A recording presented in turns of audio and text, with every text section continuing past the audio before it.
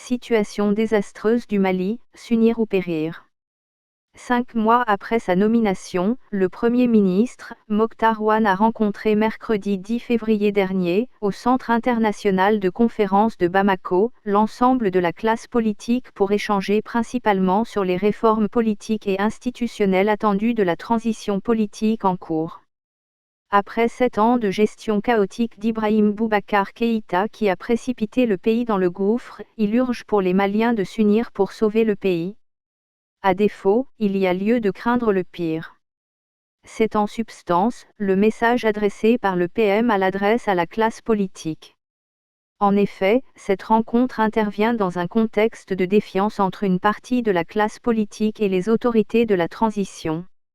L'emprise qu'exercent les militaires sur la transition ainsi que l'ampleur de la tâche consistant à organiser de front des élections, réformer la constitution tout en faisant face à la propagation djihadiste ainsi qu'aux multiples maux du pays qui suscitent encore des interrogations sur la réalisation de cette promesse dans les temps. Aussi, le Premier ministre Mokhtar Ouane a voulu dissiper les soupçons et lancer un appel à l'union de tous pour le Mali. Ma conviction est que la classe politique a un rôle de premier plan à jouer dans la promotion de notre jeune démocratie et une place centrale dans les réformes politiques et institutionnelles que nous attendons tous avec impatience, a reconnu le chef du gouvernement.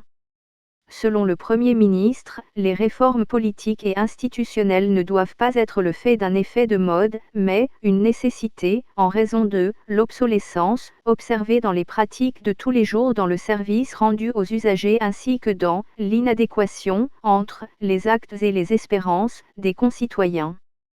Il n'est point besoin d'être grand clerc pour constater les limites objectives des textes qui nous gouvernent ainsi que les menaces qui pèsent sur les vertus qui guidaient nos relations sociales et nous valaient admiration et respect au-delà des mers et des océans, a poursuivi le Premier ministre de la Transition. Il a promis à cette occasion à la classe politique de s'entretenir avec elle de manière plus détaillée sur toutes les questions qui interpellent tous les acteurs, au-delà des régions, des religions, des ethnies, des obédiences politiques.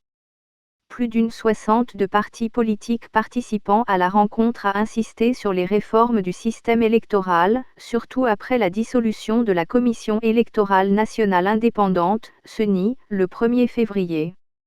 Les défis qui attendent les Maliens sont à leur portée s'ils restent unis et font preuve de dépassement, a-t-il affirmé. La nécessaire union. Cet appel du Premier ministre au dépassement, au sursaut est aujourd'hui plus que nécessaire, car, face au contexte socio-économique, politique et sécuritaire qui se dégrade dangereusement pour l'avenir du pays, nous, Maliens, de quelque bord que nous soyons, n'avons plus le choix, nous unir ou périr.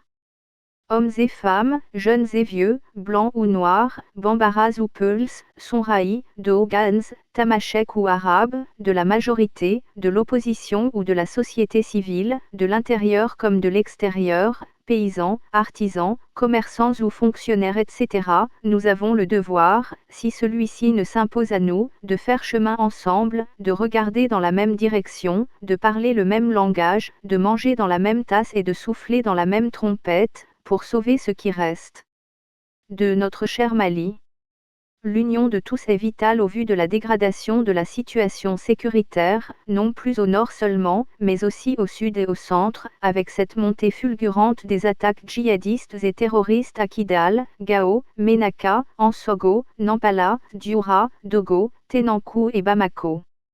Cette insécurité généralisée crée un état de psychose sans précédent au sein des populations, partagé entre inquiétude, désespoir et résignation. Face à la menace de partition de notre pays par des forces extérieures cachées derrière des rebelles aux idéaux indépendantistes maquillés en revendications de développement, nous n'avons d'autre choix que de resserrer les rangs. Aujourd'hui, nous devons définir une vision nationale inclusive autour des pourparlers d'Alger qui déchaînent tant de passions.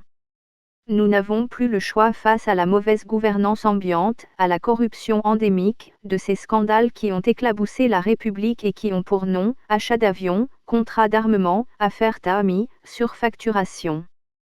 Que de sévir en appliquant la loi avec la dernière rigueur. Et nous devons aussi mettre fin à la guéguerre politicienne qui mine la vie nationale, déstabilise le fonctionnement normal des institutions, désoriente le peuple et détourne le pays de ses priorités. La conquête du pouvoir est certes l'essence même des partis politiques, mais face à la situation de péril existentiel que traverse le pays, il est temps pour tous de ranger pour le moment dans les tiroirs les intérêts et ambitions. À situation exceptionnelle, sacrifices exceptionnels, peut-on légitimement dire par déformation pour adapter à la gravissime situation actuelle du Mali la formule consacrée, à situation exceptionnelle, mesures exceptionnelles. Car, la nation est en danger. Alors, le doute n'est plus permis, il y a péril en la demeure. Et l'union sacrée des Maliens de tous bords en est la panacée. Mais, la voie menant à cette union ne peut et ne doit venir que des autorités de la transition. Source, l'Aube.